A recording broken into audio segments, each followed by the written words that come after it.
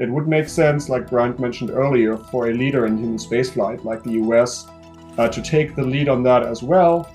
Not just for humanitarian reasons, but also because, whoever moves first on this has the opportunity to, set the standards, set the procedures.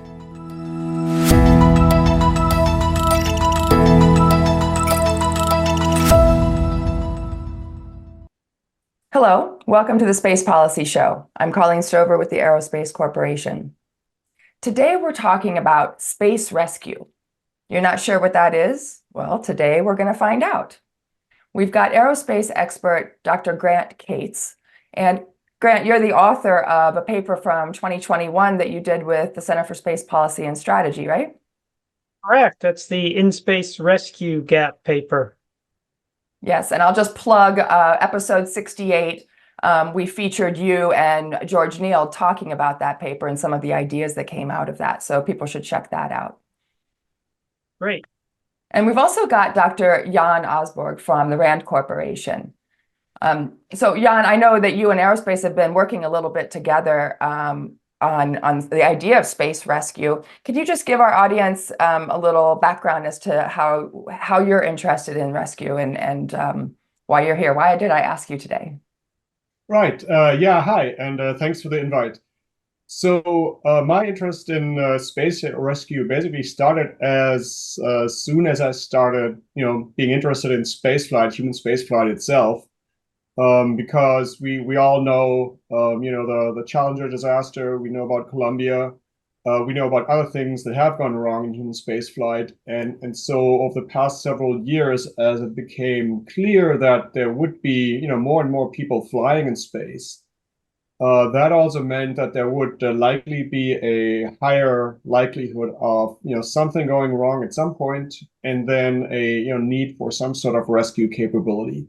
Yeah. So we can save lives and limbs and missions. And we're going to jump into that quite a bit, I hope. So, Grant, can you just give us a couple sentences about your background and why you're here today? Why did I ask you? Sure, great. Thanks for inviting me. Yes, I started out in the Air Force in 1981 and working on the space shuttle program, building a launch complex in California. And then I transitioned eventually to NASA right after the loss of Challenger, and eventually became a flow director for the Space Shuttle Columbia. And then, of course, after we lost Columbia, we learned through the Columbia Accident Investigation Board that there might have been a rescue possibility. And so ever since then, I've been keenly interested in rescue, and that was what partly prompted the writing of that In-Space Rescue Gap paper. Right. Well, so since you wrote that paper a couple of years ago, let's start off by introducing our audience to the idea of space rescue. Maybe you could talk a little bit about the precedents kind of already set in the maritime domain, something like that, and other previous space missions. Sure. Yes. So, I mean, when we look at space rescue, we can, or rescue in general, we can go way back in history to maritime rescue and how we got to where we have a Coast Guard today.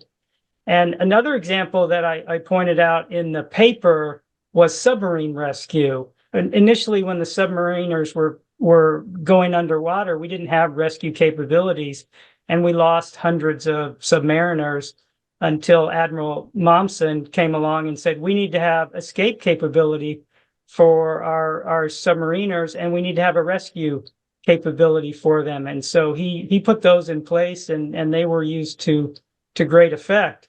Then when we come along with space, we actually started thinking about space rescue in the early 1960s, when we were thinking about going back to the moon, and Congress held some hearings on it. But the notion of space rescue kind of didn't take root during Apollo. But after Apollo, coming out of Apollo, we partnered with the Soviet Union, now Russia, but at the time it was Soviet Union, and we did the Apollo-Soyuz test program, which is we launched an Apollo capsule with Americans. We launched Russia or Soviet Union launched their capsule, and the two joined up in space and demonstrated that, we can actually join spacecraft in space from different nations and have a capability for rescue. So since then, during our Skylab program, we had rescue capabilities for all the Skylab missions. We initially thought we were going to have a rescue capability for Space Shuttle. It was actually a designed-in requirement, but the requirement went away. And of course, we sorely missed it for Columbia. But after Columbia, we did put in place rescue capabilities for all the subsequent missions. And now, in our new era of space with commercial space and the Artemis program, it seems like we've kind of forgotten about space rescue. And so that was the purpose of the in-space rescue gap capability paper, was to raise awareness for space rescue. So I hope that helped, Colleen. Yeah. And so Jan, can you comment further on that and maybe talk a little bit more about why this is becoming important now, or maybe I should say again? Right. Yeah. As we mentioned previously, there has been, of course, a great increase in the number of people flying in space, the diversity of people flying in space, but also the different types of spacecraft flying and about to fly in space. And so we want to make sure that just the basics are taken care of, that there is some way that different spaceflight providers can exchange information and can get hold of each other quickly, just in case there is a space rescue emergency. There's also longer term considerations. There's advantage to having a single person or a small group of people kind of being the point people for space rescue, who kind of evangelize on the topic and who push the idea forward. Longer term, it will be of advantage if there are certain standards in place that airlocks are compatible, so that one spacecraft can dock with the other one. And just like channel 16 for boaters or in the maritime industry, there should be some sort of common frequency that each spacecraft can reach each other spacecraft for some sort of coordination and help. But the details of how exactly that's going to take place, that is exactly what we're currently trying to work on. What's the best way of setting all that up? We just know that we need a capability. Well, I'm gonna rewind just a little bit, and I want to go back to kind of the laws that what does the law say now that we have to do? So I'm going to quote the Outer Space Treaty, 1967, Article 5. It says and I'm going to start with you, Jan, on this. The astronauts of one state party shall render all possible assistance to the astronauts of another state party. So don't we have to do this? Space rescue, are we required? Right. I'm a space engineer, not a lawyer, but in what you just quoted, there is that word "all possible" assistance. Right. And so right now, obviously, both for the legal reasons like Outer Space Treaty, but also Artemis Accords and the actual astronaut rescue agreement that's also in place. They all say yes, we shall provide all possible assistance to other astronauts or spacefarers in general. But none of them say that any state or country or spacefaring organization has to provide these capabilities or has to have these capabilities. So it is literally a, whatever's available, better than nothing situation right now. And I do think that we could and should do better. Yeah, so you have to provide all possible assistance, but if it's not possible because you don't have the capability, sorry. Can't do anything. Grant? And like Grant mentioned, after the Columbia incident, there were discussions while Columbia, while the whole aftermath and the investigations took place. Is there something that could have been done, while Columbia was still in orbit? Some sort of repair or at least an assessment of the damage.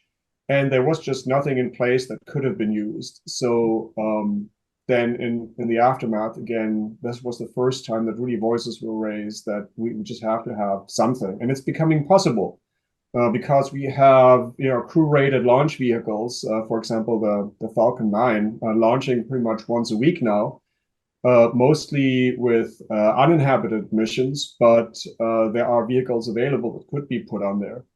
There are other Right, right. providers that are getting their, launchers ready, getting their spacecraft ready. There are other nations who have capabilities now, and so the first step, should be to just basically start coordinating things. So, Grant, can I ask you to comment on something a little bit more modern than the Artemis Accords before we start going into some of the other challenges?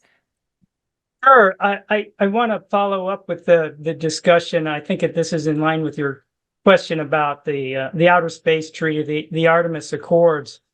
And there's another legal framework. It's called the Law of the Sea.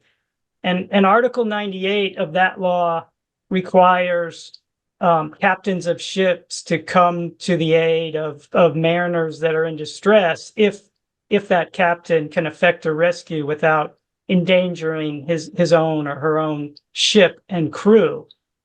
And that's very analogous to the Outer Space Treaty and what it requires. But the Law of the Sea goes further, and it says all coastal nations are required to basically advocate for a sea rescue capability. And this is one of the things that, we do as a nation. We have a Coast Guard.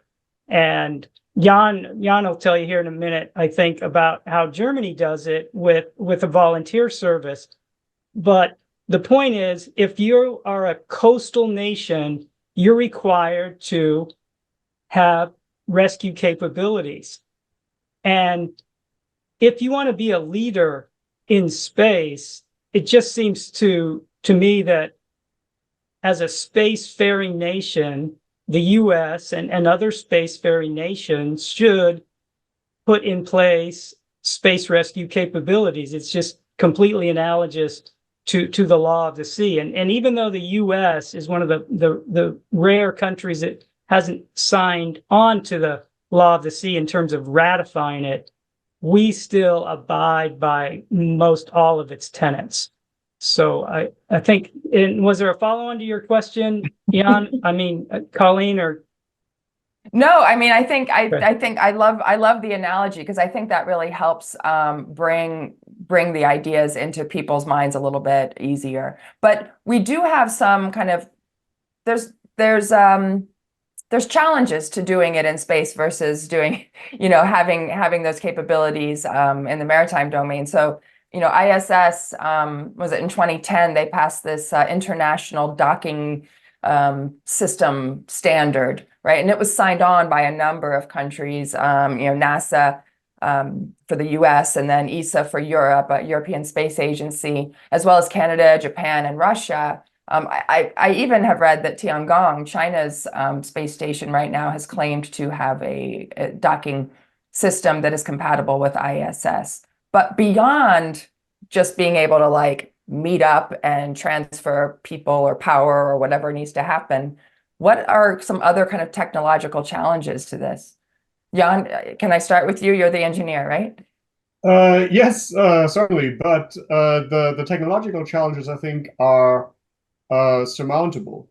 It's the organizational challenges, maybe even the legal challenges that currently seem to be the bottlenecks. But yes, so compatible airlocks. I already mentioned compatible communications frequencies and protocols. Again, going back to the maritime domain as an example, and as a sailor myself, I'm quite familiar with the system.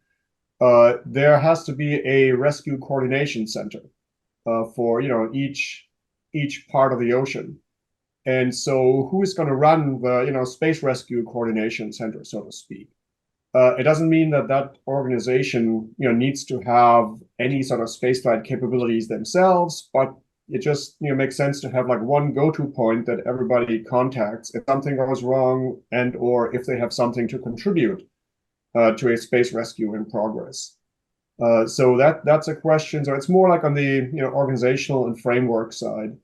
I think it will probably be many years, if not decades, before there is any sort of dedicated, space rescue organization with, their own launch vehicles and their own spaceports and their own spacecraft, standing at the ready 24/7.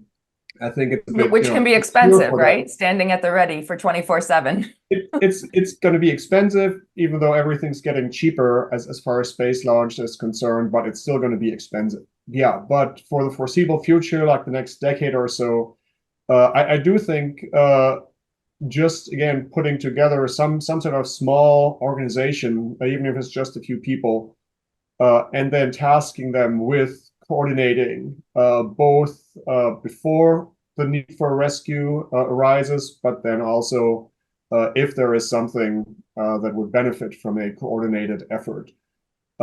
That's, again, just seems to be common sense. And it would make sense, like Grant mentioned earlier, for a leader in human spaceflight like the US to take the lead on that as well.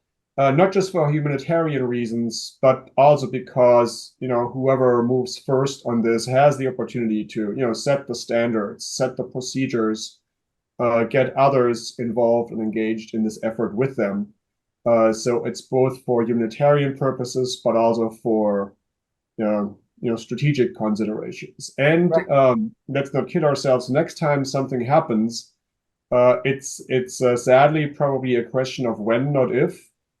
And then the whole industry, just like after Columbia, just like after Challenger, the whole industry will be affected again if there are casualties, because there will be inevitably, safety stand downs. And as we have seen, that can, go on for years while the investigation takes place. And if that can be avoided, again, in addition to purely humanitarian reasons, there are also economic benefits. Right. Yeah, I mean, money talks, but so Grant, could you comment? I want to pick on that idea of the humanitarian reasons. Certainly the economic come to mind, but Grant, do you want to comment on some of the kind of technical challenges of doing this? I'm thinking, the economic challenges of having, say, of building in a rescue escape pod into every, I don't know, Starship launch, or do we have only robotic rescues, or do we actually send up other humans, then putting them in danger? The technical challenges of this, if the spacecraft that's in distress is tumbling, what kinds of things need to be worked through in terms of the types of rescue that might be feasible in the near term? Yeah, great questions. The space rescue is extraordinarily difficult. First, we've got to get a rocket and a space rescue vehicle on a launch pad and launched in a timely fashion. So time is of the essence, because they have most spacecraft have very limited duration capabilities in orbit. So that's a challenge.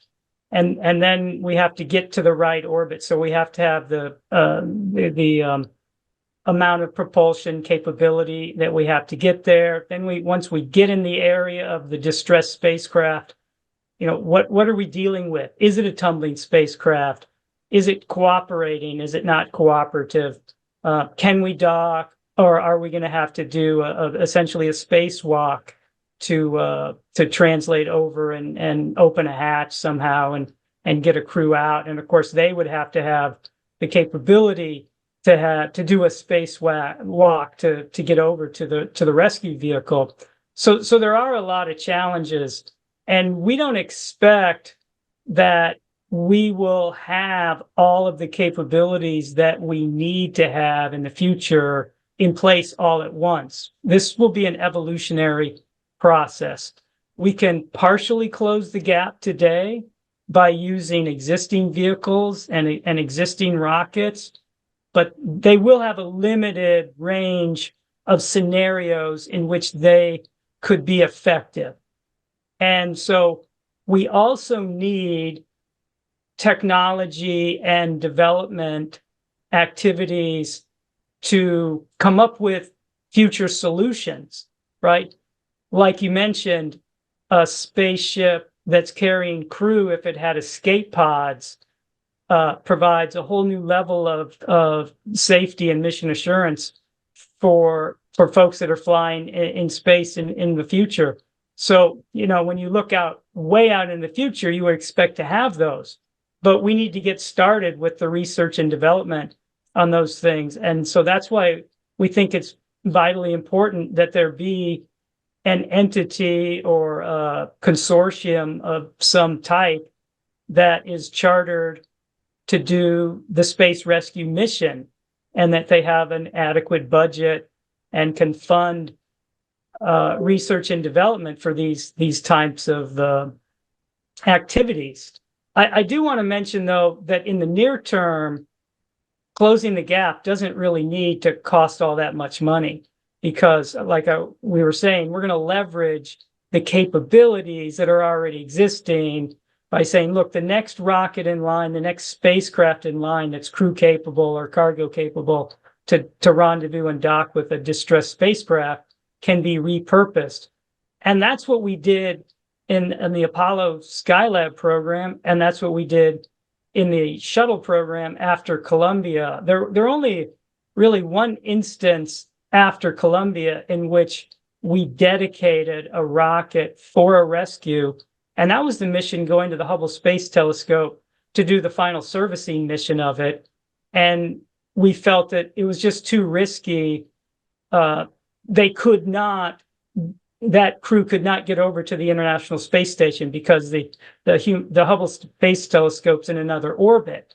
So as we were looking at that mission, which had been canceled actually after the Columbia accident, we reinstated it when we saw that, hey, there's a way we can do a rescue. We have 2 launch pads. We can put a second space shuttle ready to be launched as a rescue mission on the other pad and be ready to go. And so that's how we did that. But that's really the rarity. What we're talking about is leveraging capabilities in a very cost-effective manner. Yeah, do you want to comment? Yeah, since Grant mentioned the International Space Station, and we talked about escape pods and the various mission options. So the International Space Station right now has these escape pods built in, so to speak. Not as dedicated vehicles, but at any point in time, there have to be enough Crew Dragon or Soyuz capsules, docked at the International Space Station to, pretty much immediately, within a very short time, minutes to hour, evacuate all the astronauts that are on board at any given time. So the space station has at least the evacuation covered. They, of course, also have a comprehensive, relatively comprehensive medical kit, a really expansive team on the ground, flight surgeons that can provide help at all times remotely. So the International Space Station actually is doing pretty well rescue-wise. But there are going to be, several commercially run space stations that are going to be smaller, that may be run with different budgets in mind, that may be run with different capabilities. There may be commercially funded free flyer missions during which, if something goes wrong, there may not be a vehicle from that same company that's ready to go and help them out. Explain to me a free flyer mission. So a free flyer mission is basically a spacecraft, going into Earth orbit and not docking with any existing space station or other. A lot of the even private, purely commercial missions have been flying to the International Space Station, and then the people on board the spacecraft, stay at the space station for like a week or 2 before they return. Right. Okay. And then, of course, their orbit is already designed in such a way that they, could use the space station as a safe haven, just extend their stay there if something were to go wrong with their spacecraft. But there have been missions like, for example, the very inspiring Inspiration 4 mission a couple of years ago. They just went into orbit and then came back after a few days, and they would have been unable to dock with the International Space Station or any other potential safe haven in orbit had something gone wrong. Okay, so this is a segue. I'm gonna use this as a segue into something that I've thought about, right? So when the Titan submersible had its accident in the North Atlantic, It's estimated that the U.S. Coast Guard spent something like $1.5 million in efforts to rescue, and that was just one nation that was there on the scene trying to find the Titans. So I guess there are people that question the idea of billionaires going into space for joyrides, and if the taxpayer, for example, should be there to pay for possible rescue capabilities. And I know that culturally, as Grant pointed out, culturally, the maritime, in the maritime domain, yes, we rescue everyone. We don't ask questions, even if, no matter what. So what kind of, do you think that there might need to be, and I'll start with you, Jan, since you were talking about it, do you think there might need to be some sort of kind of cultural shift in terms of people thinking about who, I hate to say like deserving and undeserving rescues, but something similar to that? Well, it certainly deserves, discussion and consideration. But even the, so-called billionaires flying into space, and not all of them actually are billionaires. There have been, again, the inspiration for literally lottery winners, regular people off the street flying. But all that money still, is put towards advancing human spaceflight capability. And with it already is the case in case of, most government astronauts on the ISS, it's their job, right? They get paid to fly to space, to do scientific research there. Soon there will be non-government employees, flying to space, to commercial space stations, and to just, so to speak, do their job.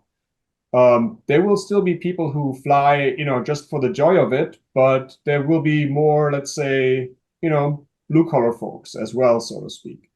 And just like in the case of maritime domain, again, as a sailor, thankfully, I have not had yet to take advantage of the rescue services of the United States Coast Guard.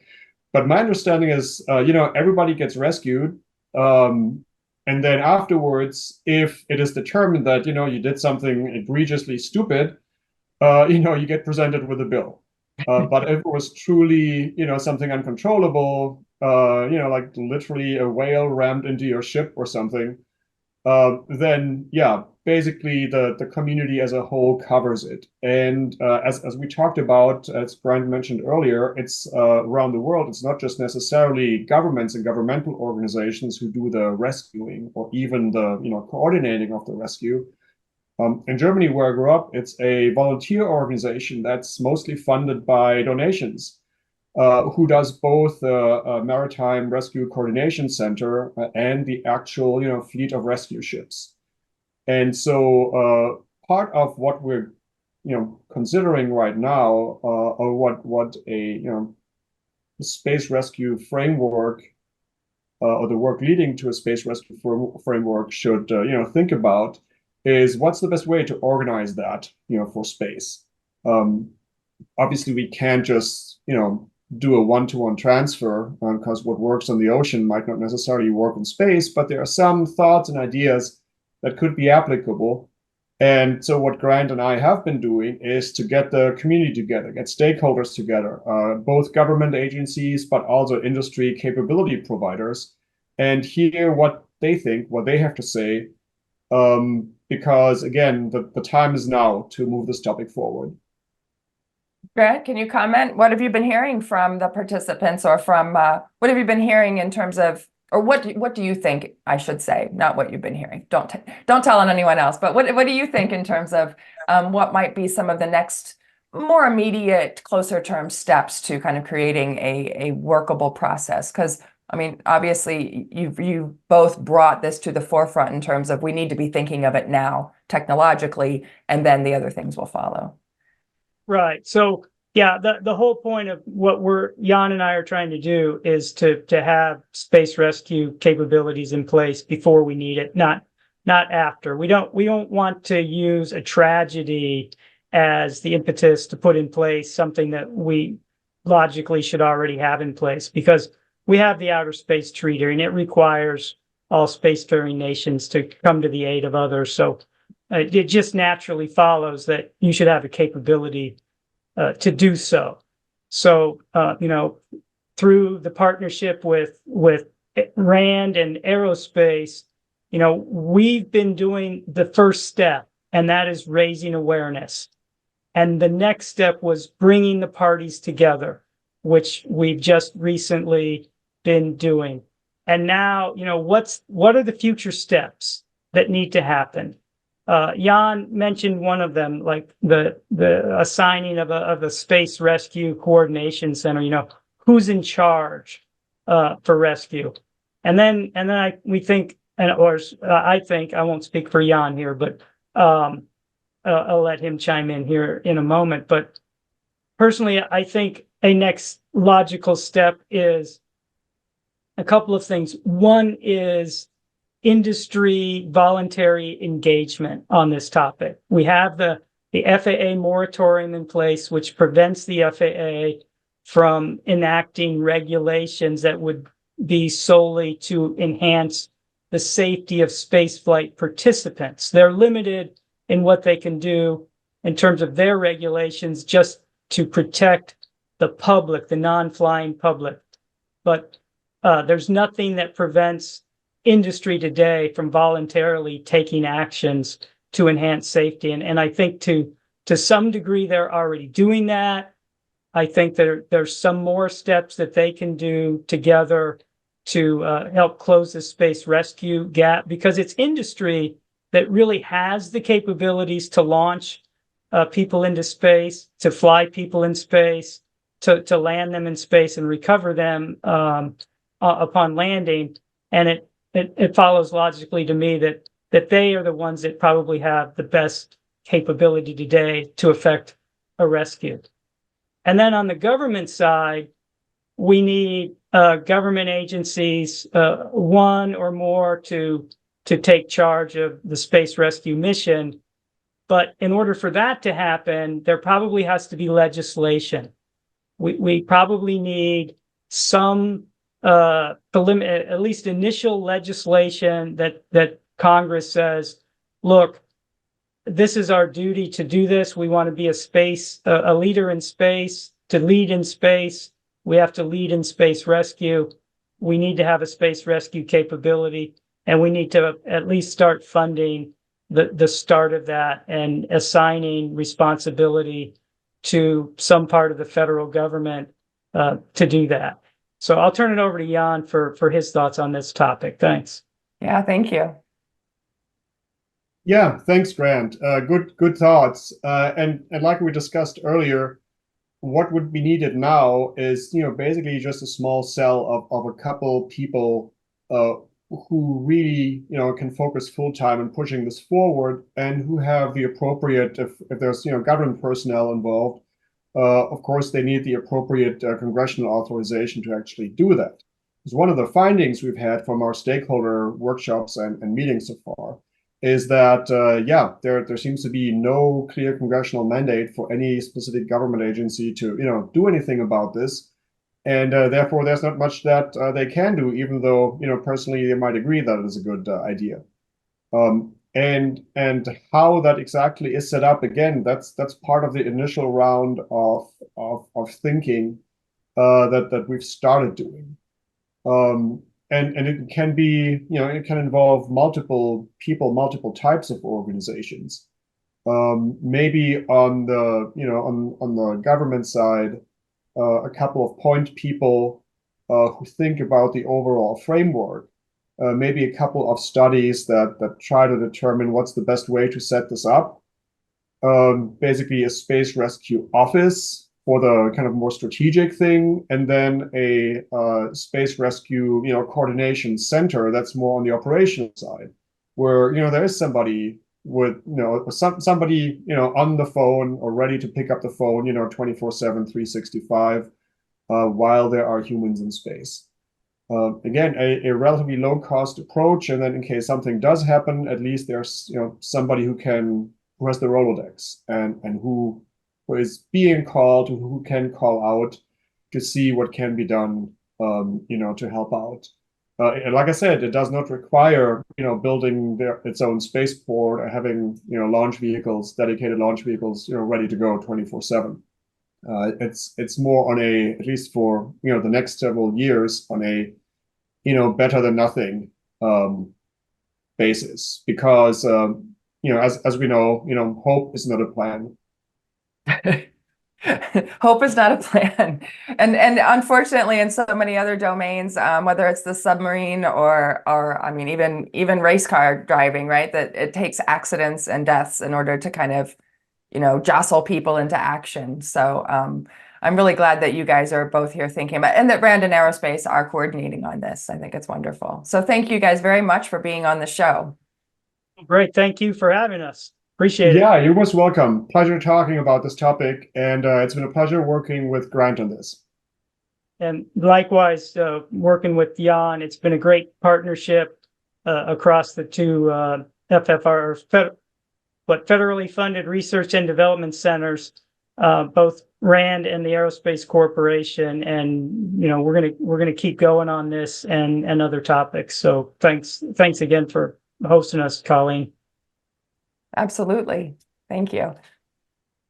And to our audience, thank you for joining the 5th installment of our 6-part series, Space Safety Through a Global Lens. Be sure to check out the other shows on YouTube or by podcast. And of course, the center's more in-depth research you can find at csps.aerospace.org. James Liggins is our technical director. Thank you for joining.